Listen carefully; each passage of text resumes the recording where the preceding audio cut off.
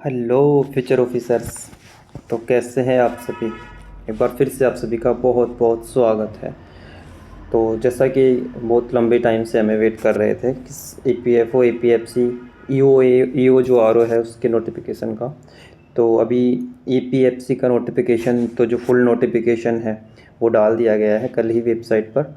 इससे पहले भी 2 दिन पहले जो शॉर्ट नोटिस था जिसमें बता दिया गया था, थोड़ी इन्फॉर्मेशन दे दी गई थी कि कितनी पोस्ट वगैरह है, तो उसका नोटिफिकेशन 2 दिन पहले ही आ गया था। लेकिन अब हम फुल जो नोटिफिकेशन आ चुका है ना उसका डिटेल उसके बारे में देखेंगे कि क्या एग्ज़ाम क्राइटेरिया रहने वाला है, क्या एलिजिबिलिटी होंगी, एग्ज़ाम पैटर्न कैसा होगा, सिलेबस क्या होगा और कौन कौन एलिजिबल है। तो मतलब ये सारी चीज़ें, फॉर्म कैसे भर सकते हैं, कौन भर सकता है, एज रिलैक्सेशन है या नहीं है, कौन अप्लाई कर सकता है, तो वो सारी चीज़ें इसमें हम देख लेंगे। आज कोई भी क्यूरी रहेगी नहीं लास्ट तक। तो क्योंकि जो नोटिफिकेशन आया है ना वो हम नोटिफिकेशन से ही सारी चीज़ें पढ़ने की कोशिश करेंगे। तो चूँकि 80 वैकेंसीज़ हैं, टोटल 80 पोस्ट हैं। किसके लिए? असिस्टेंट प्रोविडेंट फंड कमिश्नर, जो किसके तहत, जो ईपीएफओ है ना, employees provident fund organisation, ministry of labour and employment के तहत काम करता है। तो उसके तहत ईपीएफसी की मतलब कि ये ग्रुप ए की जॉब है। ग्रुप ए जैसे आईएएस आईपीएस ये होते हैं ना, उसके समकक्ष जो जॉब होती है ये असिस्टेंट प्रोविडेंट फंड कमिश्नर की।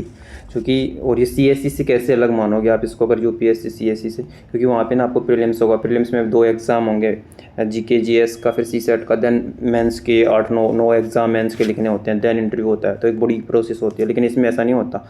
इसमें एग्ज़ाम पैटर्न सिंपल होता है। एक एग्ज़ाम होने वाला है, उसी में मतलब वो एक ही एग्ज़ाम होगा, उसमें कुछ सब्जेक्ट जो हम देख लेंगे सिलेबस में वो सारे मेंशन होंगे। ऑब्जेक्टिव एग्ज़ाम होगा और उसके बाद में फिर अगर वो क्वालिफाई आप कर लेते हो तो डायरेक्ट फिर इंटरव्यू होने वाला होता है सीधे। इसमें मेंस का कोई सिस्टम नहीं होता, इसलिए ये गोल्डन अपॉर्चुनिटी होती है उन बच्चों, खास करके सीएससी की तैयारी करने वालों के लिए, और स्पेशली इसके लिए ही जो तैयार कर रहे हैं ना उनके लिए भी है। तो 80 सीटें आई हैं, उनमें से 3 जो हैं अलग से पीडब्ल्यूबीडी कैटेगरी जो है, पर्सन विद डिसेबिलिटीज़ के लिए हैं। इसके अलावा 29 अनरिजर्व कैटेगरी के लिए, 8 ईडब्ल्यूएस के लिए, ओबीसी के लिए 18 और एससी के लिए 15 और एसटी के लिए 10। ये कैटेगरी वाइज जो टोटल पोस्ट हैं वो बांट दी गई है।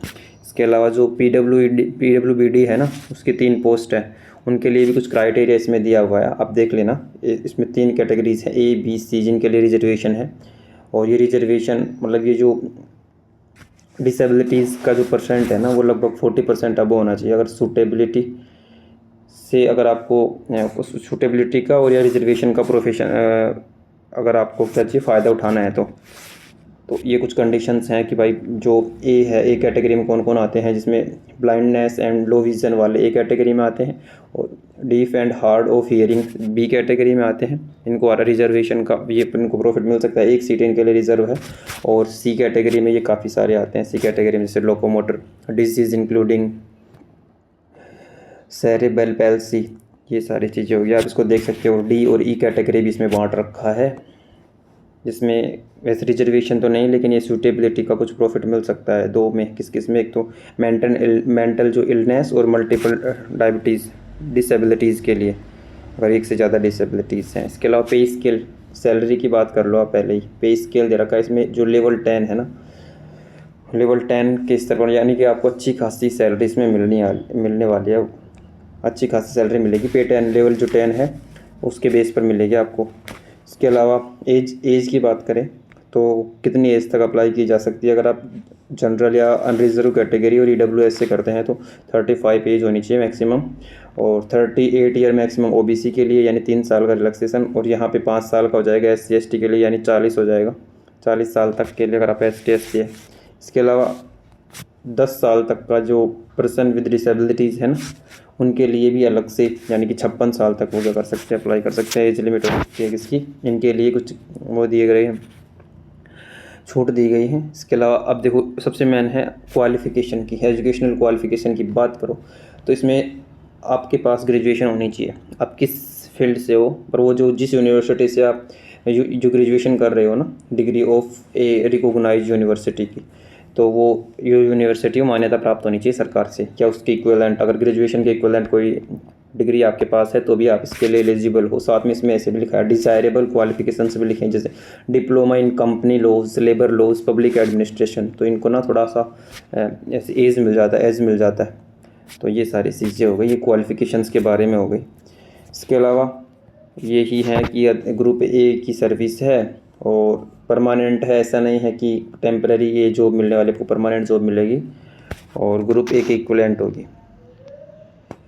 गवर्नमेंट, सेंट्रल गवर्नमेंट की ये जॉब है, हाँ सेंटर की है। और इसके अलावा हेडक्वार्टर इनके दिल्ली है। इसमें साफ साफ लिखा हुआ है कि ये ऑल ओवर इंडिया में आपकी पोस्टिंग कहीं भी हो सकती है। The post carries all India service liability and officers have to serve in any part of India. आपको कहीं पे भी जॉब दी जा सकती है। इसके अलावा एनपीएस स्कीम और ये सारी चीज़ों का फ़ायदा तो मिलने वाला है ही आपको। इसके बारे में और अब अप्लाई कैसे करना है, इसके लिए स्टेप बाय स्टेप इन लोगों ने पूरी प्रोसेस दे रखी है। अब देखो एग्ज़ाम फॉर्म फिलअप 22/8/2026 यानी आज से स्टार्ट हो चुका है, 22 अगस्त से। और कब तक होगा, 11 सितंबर 2026 तक आप अप्लाई कर सकते हैं इसके लिए। देन और एग्ज़ाम की डेट मेन है, एग्ज़ाम की डेट ऐसा पहली बार है कि अब से पहले ये पीएफसी का जितनी बार एग्ज़ाम हुआ पहले नोटिफिकेशन डलता था, डेट बाद में आती थी। अब की बार पहले ही साथ में डेट डाल दी गई। तो ये 20 बार है, यानी कि 20 दिसंबर 2026 को आपका एग्ज़ाम होने वाला है, ये आपको याद रखना है। यानी कि बहुत ही कम टाइम बताया। अगस्त देख लो, आज अब अगस्त के 10 दिन ये बचे, फिर सितंबर, अक्टूबर, नवंबर, मतलब मात्र 3 महीने मानो, 3 से 3.5 महीने इतना अराउंड फर्स्ट टाइम बचा हुआ है आपके पास।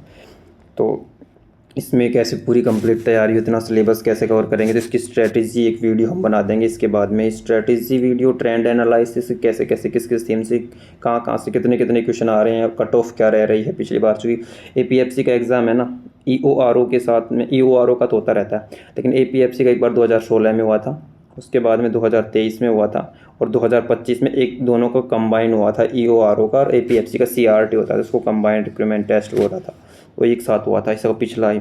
और बैक टू बैक अब दोबारा से आई इसकी वैकेंसी 2026 के लिए। तो इनके अगर इनके जो आपको PYQs है ना, सब्जेक्ट वाइज चाहिए या कंप्लीट पेपर डिस्कशन चाहिए, तो मैं आपके लिए लेके आ सकता हूँ अगर आप कमेंट बॉक्स में कमेंट करते हैं तो ये एग्ज़ाम डेट हो गया कैसे कैसे। इसके अलावा ये कुछ और सारे इंट्रोडक्शंस, आप कहाँ के नागरिक होने चाहिए, आप इंडिया के, नेपाल के, भूटान के, या फिर तिब्बतियन रेफ्यूजी हो जो 1 जनवरी 1962 से पहले आए, तो आप क्या कर सकते हो, आप अप्लाई कर सकते हो। और भी सारी ये कंडीशंस हैं सिटीजनशिप के रिलेटेड, अगर आपको देखनी हो तो आप यहाँ से देख सकते हैं। ये मैं टेलीग्राम पे पोस्ट कर दूँगा, टेलीग्राम की लिंक डिस्क्रिप्शन में डाल दूँगा। इसके अलावा इंटरव्यू का भी कुछ वो दे रखा है क्राइटेरिया कि अगर आपको इंटरव्यू है ना, इंटरव्यू में एक मिनिमम जो मार्क्स होते हैं ना उतने तो लेकर आने ही होंगे। Test followed by interview will be unreserved के लिए 50 मार्क्स, ओबीसी के लिए 45 और ST/SC के लिए 40 मार्क्स। टोटल 100 नंबर का इंटरव्यू होगा और 200 नंबर का ये एग्ज़ाम हो जाएगा, 300 जाएंगे टोटल जो है। और उनमें से मतलब कि जो इंटरव्यू होगा 100 नंबर का, उनमें से एक मिनिमम इतने मार्क्स लाने होंगे हमें क्वालिफाई करने के लिए, टोटल मार्क्स, ठीक है। तो ये इसमें क्राइटेरिया पहले से दिया हुआ है। इसके अलावा और कुछ नोट्स वगैरह कुछ कंडीशंस दी हुई है। हाउ टू अप्लाई में एक 1 by step 1 time edit facility of URN। ये याद रखना है, यूपीएससी का फॉर्म आज से भरा जा रहे हैं ना, तो ये इसको जल्दी से जल्दी आप भर लोगे तो अच्छा रहेगा, क्योंकि इसमें जो अगर आप पहली बार अगर फॉर्म फिलअप कर रहे होगे तो बहुत ही लंबी प्रोसेस है, बहुत सारी चीज़ों से गुजरना पड़ता है। मतलब आसान नहीं है फॉर्म भरना इतना भी। OTR जब करेंगे तब बहुत सारी चीज़ें मांगता है, कई बार पता चलता है कि यार ये चीज़ भी चाहिए थी और ये तो मेरे पास है नहीं, तो अभी पता चल जाएगा टाइम से। तो अगर आपको खुद से भरना हो तो ये स्टेप बाय स्टेप सारी प्रोसेस दे रखा है, तो आप इसको फॉलो कर सकते हैं कैसे कैसे क्या होगा। Last date of form submission हमने देखा 11 अगस्त था। एप्लीकेशन फ़ीस की बात करें तो देखो ST SC और PWBD और वुमेंस के लिए कोई फ़ीस नहीं है, इनके लिए 0 रुपये है। और अनरिजर्व और OBC के लिए मात्र 25 रुपये है, इसके लिए जो आप कैसे भी काट सकते हैं। इसके अलावा अगर आप सर्विसमैन या एक्स सर्विसमैन है तो उसके लिए कुछ जो कंडीशंस है वो यहाँ पे लिखी हुई है, आप यहाँ से देख सकते हैं। एज रिलैक्सेशन हमने देख लिया, सारी चीज़ें वही आती हैं घूम फिर के। इसके अलावा सेंटर्स आप देख लो, आपका नियरेस्ट सेंटर कौन सा है। इनमें लगभग 84 सेंटर्स हैं, इनमें सारा एग्ज़ाम होने वाला है। आप अपना नियरेस्ट सेंटर इनसे देख सकते हैं। और इसमें साफ साफ लिखा हुआ है क्या, first apply first allot basis पर, जो पहले अप्लाई करेगा ना उसको उसके नियरेस्ट सेंटर मिलने के चांस ज़्यादा है। ऐसे मानो कि अगर आपका सेंटर जयपुर है और जयपुर में मानते हैं 1000 लोगों का एग्ज़ाम होना है, और जब तक आप अप्लाई कर रहे हो ना जयपुर को फर्स्ट प्रायोरिटी के साथ, तब तक 1000 लोग मतलब 1100 लोग कर चुके हैं, 1100 मानो 1100 लोग जयपुर के लिए अप्लाई कर चुके हैं। तो ये अगर आपसे पहले कर चुके हैं ना, तो इनमें से जो पहले 1000 किए होंगे ना उनको जयपुर मिलेगा नहीं, उसके बाद वाली सेकंड प्रायोरिटी में आप चले जाओगे। इस तरीके से होगा कि फर्स्ट जितना जल्दी आप मतलब फर्स्ट अप्लाई और फर्स्ट अलॉट आपको सेंटर होगा, जितना जो पहले अप्लाई करेगा उसको नियरेस्ट मिलेगा। तो ये इसमें पहले ही लिखा हुआ है, तो जल्दी से आप इसको क्या करें, अप्लाई कर दें। इसके अलावा इंटरव्यू के लिए कुछ वार्निंग भी दे रखा है। वार्निंग वही हो गया कि आपका जो सारी डिटेल्स आप भरोगे ना वो एकदम वो होनी चाहिए, ऑथेंटिक होनी चाहिए, ताकि आपको इंटरव्यू में बाद में प्रॉब्लम ना आए। Action against candidates found guilty of misconduct, अगर ये कुछ भी हैवियर लिखे हुए हैं ये 10-11, अगर ऐसा इनमें से कोई भी आप फॉलो करते हो तो क्या कर सकते हैं, आपका जो एग्ज़ाम है ना उसको कैंसिल कर सकते हैं, आपको डिस्क्वालीफाई यानी कि एग्ज़ाम होगा ही नहीं फिर आपका इस तरीके से। तो ये सारी चीज़ें ई एडमिट कार्ड आएगा तब ये सारी चीज़ें और उस पर लिखी होंगी कि कैसे क्या होगा। 1/3 नेगेटिव मार्किंग है पेनल्टी फॉर रॉन्ग आंसर के लिए नेगेटिव मार्किंग है, वो कितनी है 3 विल बी पेनल्टी, 1/3 जो है वो नेगेटिव मार्किंग है। तो ये नेगेटिव मार्किंग रहेगी। जो ऑब्जेक्टिव पेपर तो रहेगा ही, फ़ोन मोबाइल बैंड है, फेस ऑथेंटिफिकेशन होगा सेंटर पर। ये सारी चीज़ें तो जब ई एडमिट कार्ड आएगा तब हम और अच्छे से बता देंगे, अब इनके लिए इतनी परवाह नहीं लेनी। इसके अलावा अब हम एग्ज़ाम के बारे में देखो, एग्ज़ाम पैटर्न के बारे में देख लेते हैं कि जैसे 2 घंटे का पेपर होने वाला है। All questions will carry marks equal, यानी सभी के लिए एक समान मार्क्स होंगे। और the test will be objective type, questions will with multiple choice answers होंगे, मतलब ऑब्जेक्टिव पेपर होगा, वो ABCD ऑप्शन होगा इस तरीके से। मीडियम ऑफ टेस्ट बहुत, आप इंग्लिश और हिंदी दोनों मीडियम में ये एग्ज़ाम दे सकते हैं। अगर आपको लगता है कि केवल इंग्लिश में है या केवल हिंदी में नहीं, आप दोनों मीडियम में पेपर आएगा। हालांकि 20 क्वेश्चन जो इंग्लिश के होंगे वो तो हिंदी मीडियम के लिए और इंग्लिश मीडियम के लिए इंग्लिश के ही रहेंगे। इसके अलावा there will be penalty of wrong answer, वही 1/3 इसमें है ना नेगेटिव मार्किंग होगी, 1/3 नेगेटिव मार्किंग होगी। और अगर आप इसमें ऐसे लिखा है नो आंसर इज़ मार्क्ड, अगर आप कोई क्वेश्चन छोड़ देते हो मतलब नहीं करते उसको, तो उसके लिए कोई पेनल्टी नहीं होगी, आप छोड़ सकते हैं अगर आपको नहीं करना है तो। अब यहाँ पे सबसे मेन है सिलेबस की बात करते हैं। सबसे मेन सिलेबस इसमें देखो, जनरल इंग्लिश आएगी, to evaluate a candidate's understanding of English language and workmanlike use of words का यूज़ करना आपको आता हो, आपकी इंग्लिश में अंडरस्टैंडिंग कैसे कैंडिडेट, ये समझने के लिए जनरल इंग्लिश को इसमें ऐड किया गया है। इसके अलावा हिस्ट्री है, हिस्ट्री का इंडियन कल्चर, हेरिटेज विरासत एंड फ्रीडम मूवमेंट्स, जो स्वतंत्रता आंदोलन है ना, तो वो हिस्ट्री के ये 3 कल्चर आ गया, हेरिटेज आ गया एवं फ्रीडम मूवमेंट्स, ये हिस्ट्री से टॉपिक है। इसके अलावा डेवलपमेंटल इश्यू एंड जो present trends in Indian economy की तो करंट अफेयर अच्छे से याद कर रखना, मैक्सिमम क्वेश्चन उसी में आते हैं, और कुछ स्टैटिक्स के भी आ जाते हैं, डेवलपमेंट से इश्यू, इकोनॉमिक्स हो गया। इसके अलावा governance and constitution of India, ये पॉलिटी हो गया, कॉन्स्टिट्यूशन ऑफ इंडिया हो गया, ठीक है। गवर्नेंस भी आएगा इसमें। General science and basic knowledge of computer applications, science के क्वेश्चन आते हैं, जनरल साइंस के क्वेश्चन आते हैं, 5 से 10 क्वेश्चन देखने को मिल ही जाते हैं। इसके अलावा कंप्यूटर के भी लगभग 10 के अराउंड है, कभी ज़्यादा हो जाए कभी कम, इस तरीके से कंप्यूटर के क्वेश्चन भी मिल जाते हैं। तो कंप्यूटर आएगा, जनरल साइंस आएगा, इकोनॉमिक्स देख लिया हमने, पॉलिटी देख लिया, हिस्ट्री के टॉपिक्स देख लिए, इसके अलावा इंग्लिश के देख लिए। इसके अलावा अब वो जो क्वांट है ना मैथमेटिक्स, इसमें elementary mathematics, statics and general mental ability, यानी रीजनिंग और स्टैटिक्स और मैथमेटिक्स और रीजनिंग है ना, वो भी आएगी साथ में, स्टैटिक्स के साथ में आएगी, याद रखना। तो ये 3 हो जाएंगे। ये स्टैटिक्स में जैसे माध्य का माध्य, बहुलक वगैरह वगैरह, तो ये हो गया मैथमेटिक्स और जनरल मेंटल एबिलिटी, ये सारे टॉपिक्स याद रखना आपको। इसके अलावा इंडस्ट्रियल, ये कुछ नए हैं। अगर आप देखो CSE की तैयारी कर रहे हो ना, UPSC CSE, और उसके लिए तो यहाँ तक तो सेम थे कि इंग्लिश को छोड़ दो, इंग्लिश में ऐसा कि इसमें ग्रामर टाइप आएगा, कॉम्प्रिहेंशन भी तो आएंगे, लेकिन वो CSAT के इंग्लिश अलग हो जाती है, वहाँ पे केवल कॉम्प्रिहेंशन आते हैं।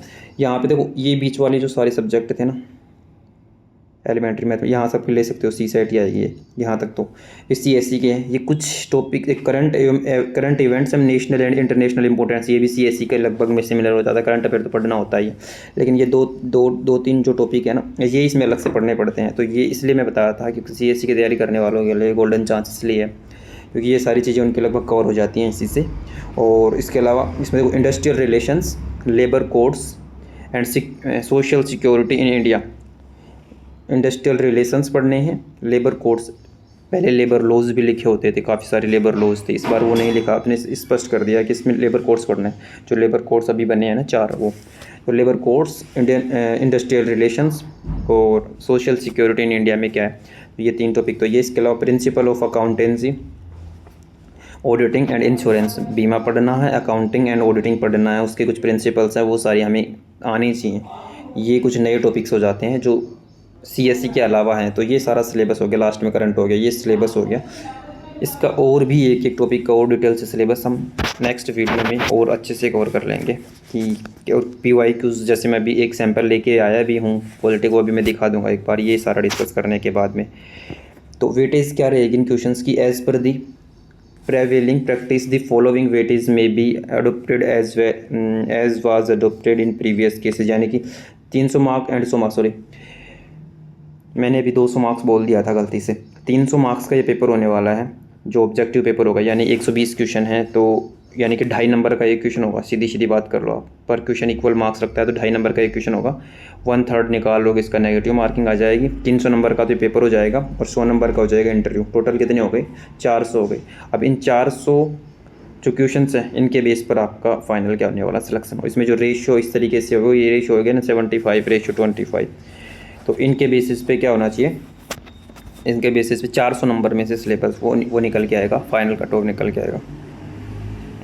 Standards of suitability for the interview candidate belonging the various categories is fix as under, यानी कि एक कैटेगरी दे रखा है कि मैंने अभी बताई भी थी कि 50 से ज़्यादा नंबर आपको इंटरव्यू में आने ही चाहिए। अगर आप जनरल से EWS कैटेगरी से हैं, OBC में है तो आपको 45 या उससे अधिक, और रिलैक्सेशन स्टैंडर्ड के बेस पर लगभग 45 या उससे ज़्यादा, 45 कम से कम आने ही चाहिए आपको है। और फाइनल रिजल्ट चाहिए, मतलब एक ये इसके लिए भी क्वालिफाई करने के लिए आपके चाहे फर्स्ट पेपर में कितने भी नंबर आए, लेकिन अगर सेकंड में अगर जनरल से और 50 से कम रह गए तो आप क्वालिफाई नहीं करोगे। ये क्राइटेरिया भी आपको साथ में फॉलो करना होगा, ये याद रखना है। जैसे वो CSET वाला सिस्टम चलता है ना, चाहे GS में कितने भी नंबर आए, अगर CSET में 67 नंबर नहीं आ रही तो फिर आप फेल हो जाते हैं। उसी तरीके से इतने तो मिनिमम चाहिए इंटरव्यू में अपनी कैटेगरी के हिसाब से। SC ST PWBD के लिए ये 40 नंबर होने चाहिए इंटरव्यू में कम से कम। तो ये सिलेक्शन का कंप्लीट प्रोसेस था। ये सारी चीज़ें मुझे लगा कि कोई भी आपका जो क्वेरी है वो रही नहीं होगी। इस नोटिफिकेशन में जो कुछ था वो सारा मैंने कवर कर लिया। अब एक चीज़ बता देता हूँ, देखो एक तो है ना, मैंने एक सीरीज़ स्टार्ट कर रखी है इसी चैनल पे, प्रीलिम्स टिल दिसंबर तक, और आपका ये एग्ज़ाम भी कब होने वाला है, दिसंबर में होने वाला है लगभग। उसमें हम सारे जो GS के सब्जेक्ट हैं ना, और 20-20 में करंट के कुछ वीडियो डालते रहते हैं जो क्वेश्चंस मतलब जो इंपॉर्टेंट है वो जिनसे क्वेश्चन बन सकते हैं। इसी तरीके से प्रीलिम्स टिल दिसंबर के नाम से है, तो उस सीरीज़ को आप फॉलो कर सकते हैं। उसमें ज़्यादा टाइम होता नहीं है, कुछ 10-10, 15-15 क्लासेस में सारे सब्जेक्ट को अच्छे से पढ़ाने की कोशिश की गई। ज़्यादा उसमें फ़न तो चलता नहीं, सिर्फ क्लासेस होंगी, सिर्फ इन्फॉर्मेशन होंगी, ज़्यादा कुछ है नहीं। जितना हो सकता है उसको मतलब अच्छे से कवर करने की कोशिश की गई। एक NCERT से सिर्फ NCERT या किसी स्टैंडर्ड बुक्स में ना सिमट कर, तो आप उसको फॉलो कर सकते हैं। उसमें सारे सब्जेक्ट मुझे कवर कराने हैं। पॉलिटी हमारा लगभग कवर हो चुका है, कुछ 1-2 क्लासेज और बची हैं उसकी, वो कंप्लीट हो जाएगा। इसके अलावा ज्योग्राफी सारी वो शेड्यूल है उसमें सारा, उसको सीरीज़ को उसकी मैं डिस्क्रिप्शन में लिंक डाल दूँगा, आप उसको देख सकते हैं, विजिट कर सकते हैं। इसके अलावा इस पेपर के लिए और एक्स्ट्रा क्या कर सकते हैं, मैंने एक चीज़ सोची है। जैसे ये देखो, ये जो क्वेश्चन है ना, ये 2016 में जब APFC हुई थी ना, तो उसकी पॉलिटी के क्वेश्चन है। इससे क्या पता चल रहा है हमें, देखो अगर ये हम क्वेश्चन कर लेंगे तो हमें पता होगा कि थीम क्या होती है, किस टॉपिक से ज़्यादा क्वेश्चन पूछ रखा है। सब्जेक्ट वाइज देखेंगे तो अगर आप पॉलिटी पढ़ रहे हो, आपने ये सारी क्लासेस देख ली, आपको पता है कि ये क्वेश्चन पहले पूछे हुए हैं, तो आप जिस टॉपिक पे ज़्यादा क्वेश्चन पूछ रहे हैं, बार बार रिपीट हो रहा है, उसको आप अच्छे से पढ़ लोगे।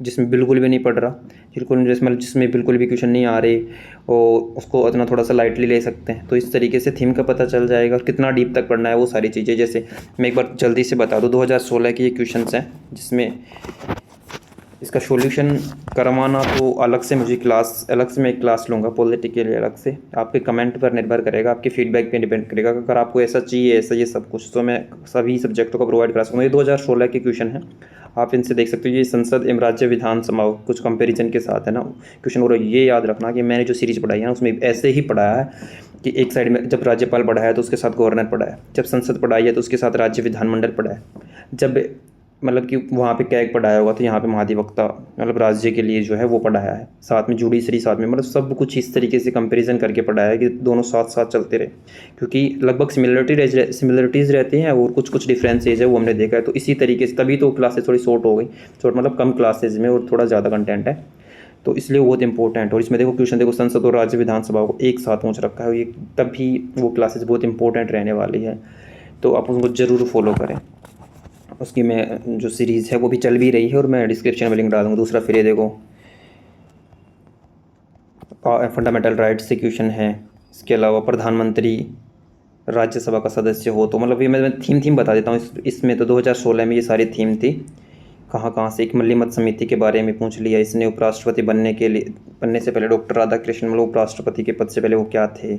और ये क्वेश्चन 2016 में आया हुआ लास्ट क्वेश्चन था लोकसभा अध्यक्ष के बारे में और लोक लेखा समिति के बारे में है। इसके अलावा फिर देन 2023 के क्वेश्चन आ जाते हैं। 2023 में पीएफसी का एग्ज़ाम हुआ था, 2016 में हुआ था, फिर 2025 में हुआ था सीआरटी, उसमें दोनों का मिक्स में था। तो 2023 में हुआ था उसमें देखो स्थानीय शासन से क्वेश्चन आए, वित्त आयोग से बार बार क्वेश्चन आते हैं। देखो एक ही साल दो राज्य वित्त आयोग से और ये जो 15वें वित्त आयोग दोनों से क्वेश्चन आए थे। और मैंने 15वें एवं 16वें वित्त आयोग की कंपेरिजन के साथ 16वां वित्त आयोग भी लगाया ना, उसको अच्छे से एक अलग 10 से 15 मिनट का वीडियो है, आप उसको देख सकते हो क्या क्या कम हुआ है, क्या क्या नई चीज़ें जोड़ी गई हैं, वो सारी चीज़ें हैं, तो आप उसको भी देख सकते हैं चैनल पर जाके। वित्त आयोग से क्वेश्चन थे वो, फिर वही फंडामेंटल राइट्स से क्वेश्चन, और ये संसद से ही क्वेश्चन है जो संचित निधि है ना उससे क्वेश्चन है। सभापति उपसभापति राज्यसभा उपचारात्मक याचिका जो है मतलब जुडिशरी का क्वेश्चन हो गया। राज्यपाल से क्वेश्चन, और ये कल ही मैंने जब पढ़ाया था पंचायती राज, उसमें पंचायती राज और जो नगर पालिकाओं को एक साथ पढ़ाया था, उसमें महानगर समिति जिला योजना समिति पढ़ाई थी, उससे क्वेश्चन आया हुआ है। ये 2023 में क्वेश्चन आए थे। और 2025 क्वेश्चन है, 25 में जो क्वेश्चन आए थे वो उनका थीम ये इस तरीके से है। कुछ अच्छे खासे क्वेश्चन आए थे 2025 में, देखो जूम करके दिखाता हूँ। ये देखो सर्वोच्च न्यायालय से क्वेश्चन, सर्वोच्च न्यायालय से क्वेश्चन, ईवीएम जो वोटिंग मशीन है, नेवा से क्वेश्चन, और स्माइल योजना क्या थी, ये भाग से सीधा क्वेश्चन पूछ रखा है। और मैंने छोटी से छोटी चीज़ें कवर करने की कोशिश की है उस सीरीज़ में, और बिल्कुल कोई ऐसा कोई चार्ज वगैरह नहीं है, बिल्कुल यूट्यूब पे बिल्कुल फ्री ऑफ कॉस्ट है। ये राष्ट्रीय मानव अधिकार से देखो स्टार्टिंग में भी देखा था हमने, सूचना के अधिकार से क्वेश्चन या मानव अधिकार से, यहाँ देखो सूचना के अधिकार से क्वेश्चन ये रहा। और सर्वोच्च न्यायालय के पास ये देखो जुडिशरी से तीसरा क्वेश्चन, डीपीएसपी से, और भारतीय संविधान में ये देखो संसद से 4-5 जो टॉपिक्स हमें सीधे मिल गए यहाँ पे, जिनसे बार बार क्वेश्चन आ रहे हैं। जुडिशरी ले लो, संसद ले लो, संसद के साथ राज्य विधानमंडल ले लो, और यहाँ तक कि ये आरटीआई और एनएचआरसी से क्वेश्चन आया है। अभी हमने जो बस एक चलता जब देखा तो हमें ये सारी चीज़ें समझ में आई कि इन सब चीज़ों से क्या हो रहा है। फंडामेंटल राइट से क्वेश्चन आ रहा है। तो इसी तरीके से अभी तो ये तो सिर्फ मैंने मोटा बताया। अगर आप कमेंट करते हैं, फीडबैक देते हैं, अगर आपको इसकी नीड है तो मैं इसको इसी तरीके से अलग अलग करके, अभी तो एपीएफसी, और अगर फिर बीच में अगर कोशिश करूँगा फिर साथ में ईओआरओ का भी क्वेश्चन साथ में जोड़ दूँ, क्योंकि लगभग थोड़ा बहुत लेवल का फ़र्क होगा, लेकिन क्वेश्चंस तो यूप संस्था तो एक ही है ना। तो अगर आपके फीडबैक पे डिपेंड करेगा कि हर सब्जेक्ट वाइज ही आपको। बाकी ये ओवरऑल सारी मुझे लगा आपकी सारी जो क्वेरीज़ है ना वो कंप्लीट हो गई होंगी इस नोटिफिकेशन से रिगार्डिंग। और भी अगर कोई क्वेरी है तो आप उसको कमेंट बॉक्स में पूछ सकते हैं, और कोई फीडबैक हो जो मुझे देना चाहो आप तो फीडबैक ज़रूर देवें। आप चैनल को सब्सक्राइब करें और वीडियो को लाइक करें, अगर अच्छा लगे तो अपने दोस्तों के साथ भी शेयर करें। और अगर स्ट्रैटेजी का वीडियो अगर आपको चाहिए तो ज़रूर मुझे कमेंट करें कि अगला वीडियो किस से संबंधित होना चाहिए, स्ट्रैटेजी से संबंधित, ट्रेंड एनालिसिस से संबंधित, तो सारी चीज़ें हो गई। तो आज के लिए इतना ही, मिलते हैं नेक्स्ट किसी वीडियो में, तब तक के लिए धन्यवाद। टेलीग्राम को ज्वाइन कर लेना, टेलीग्राम की लिंक मैं डाल दूँगा डिस्क्रिप्शन में।